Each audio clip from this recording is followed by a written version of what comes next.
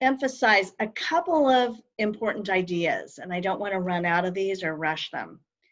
Make sure that you add a so what. Why does it matter into your story? Your purpose isn't just to tell your story. This story isn't just about you. Think about why your story matters and what relevant point you're building toward.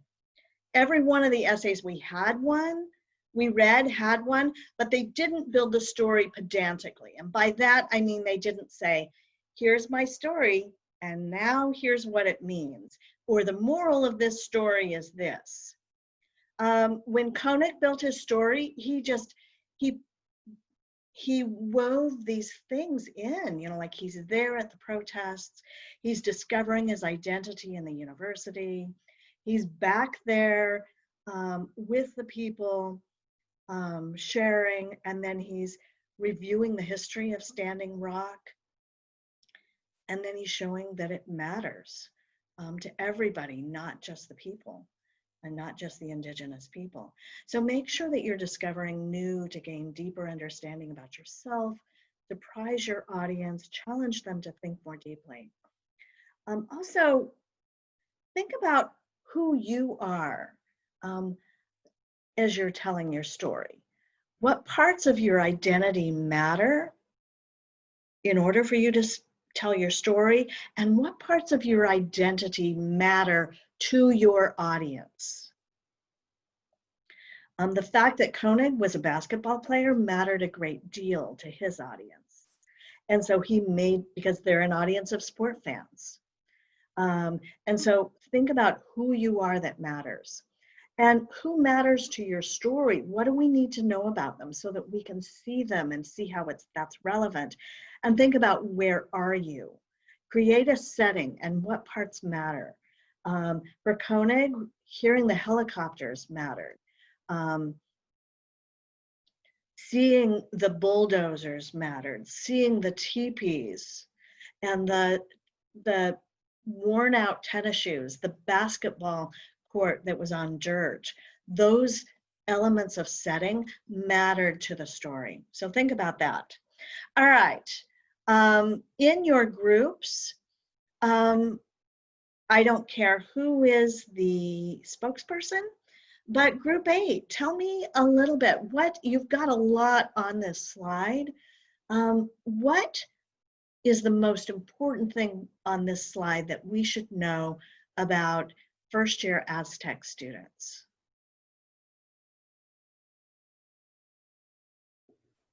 For right now, as first year, we have like a really odd start to our college experience. So what we have in common is like that fear for the new thing, because everything is so new with learning and everything. So that fear and stress for the future is something that we all have in common as of right now as students, is something that we talked about a little bit in our group, and I think that's important.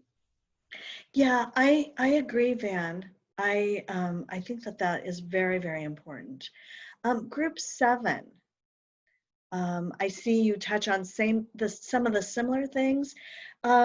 What else do we need to remember?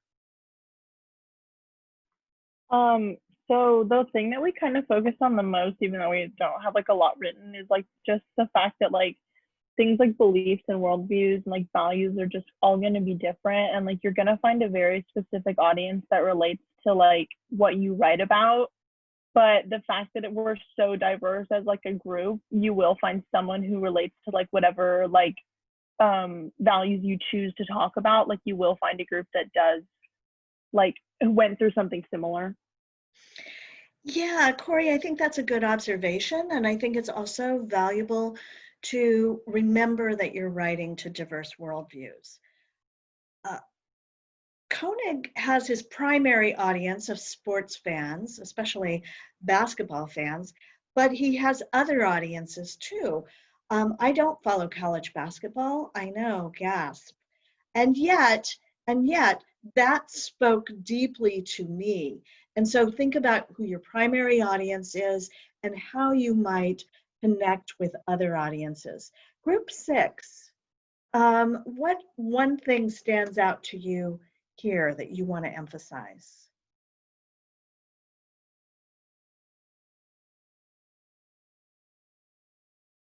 Like everyone else was kind of talking about, it's just the fact that there is so much diversity amongst first year students that it kind of, I don't know how to describe, but it just leaves a very big range for you to like connect with different people through different things, like through the essays, like kind of what we were talking about. Yeah, I think that that's really good. Wow, group 5, you have a ton of stuff. Who wants to speak from group 5? I can. So, probably the main one, I mean, similar to other people as well, but in regards to like what beliefs that we all hold as first year students at college, we obviously all believe in the importance of like higher education in furthering our lives and hopefully leading to success. Yeah, that is really, really good point. Groups 1 through 4, I'm going to stop right now because it's 1:50 and yeah, time's up. All of these are really, really important things to remember in order to appeal to your audience. And a key aspect of this paper is connecting with your first year audience. I am not your primary audience. That means that you may be adapting your language. You may be, like you might choose to use slang. You might choose to reference pop culture, things that they might not be the things you would use if I were your primary audience. Connect with your primary audience. You'll be able to see everything on the slides if you go to the slide deck, everything that everybody else shared. 1:51, I will not keep you. Feel free to move on to your next scheduled activity or just to walk away from your screen, but I'll stay here for a few more minutes and answer any questions that you have. Just pop out if you're done, but you can stick around and listen to questions, or you can ask questions.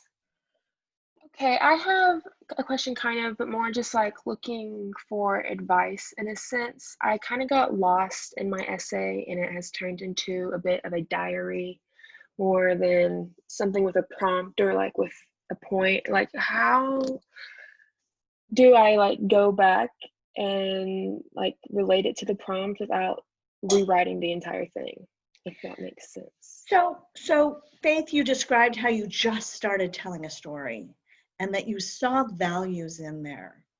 Now ask a question. I forget which values you mentioned. Name one of them. Individualism. Okay. So you might be asking a question like, how does individualism help me strive to work harder? Or you might ask a question like, what impact does individualism have on the way I approach schoolwork or the way I approach relationships?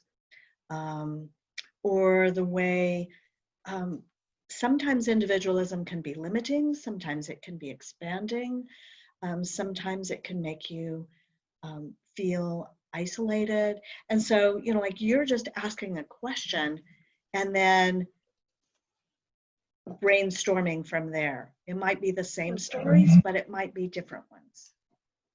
Okay, thank you. Yeah, thank you. Other questions? I have a question. Go ahead. Sorry. Okay. So you said that we needed to have 2 meetings, whether that's with Alyssa or the Writing Center. Does one of them have to take place during like the draft part, or can that happen during the second draft? Like, can both meetings happen during the second draft, or does it have to be like 1 and 1? Just has to be in September. Oh, okay. Okay. Thank you so much. Sure. So I just have just get complete clarity. Is this supposed to be an essay of a story of yours that kind of highlights Alton's values? And is there a certain number of values that has to be included in there, or can it just include or what's I don't understand if it just needs to be can it be one value throughout the whole essay that shows up, or do you want multiple values showing up within this? So it could be one value, or it can be, I know. You'd like a definitive answer, Drake. I really appreciate that. But in order for you to tell a story that's a meaningful story, you may have to touch on more than one value. I think before you came in, we talked about how Koenig, he affirms the value of community and history, competition, service, and he subverts the value of progress. He affirms the value of conservation. And so in order for him to put together this meaningful story, he's working and appealing to the values of his audience in multiple ways. And so it's going to vary depending on what it is that you're doing in your story. Okay, thank you. Oh, by the way, Drake, you'll notice I named several of Alton's values, but I named some other values also that I think are American values that Alton doesn't really focus on, that might not be typical American values. But I think particularly among your primary audience, I think the value of conservation and community are huge. Perfect. Okay. Mm-hmm. Thank you. Other questions? I had a question. If we're writing to the students as our primary audience, but you're the one grading it, should we keep you in mind as a secondary audience, or like how should we handle that? I'm looking for things like my grading. Are you showing and not telling? Are you adapting to your audience and purpose? Is there a main point? Is it cohesive? Is it engaging? And that's my primary thing for grading. So know that I'm rating it. Know that I want you to write to an audience of first-year students. And I am not a first-year student, but I can assess because I can evaluate how well you're doing that. Does that make sense, Lily? I know that's really hard. No, that's good. Thank you. Okay. Any other questions? Javi. Well, sorry. Can I? Javi, did you have a question, Javi? Yeah, but I'll let Rebecca go first. Okay. Okay, well, my question isn't really a question. I was just wondering if you could maybe post an essay that was really good from before, so we could see what a really good essay is like from a previous student. I actually have never given this assignment to first-year students before.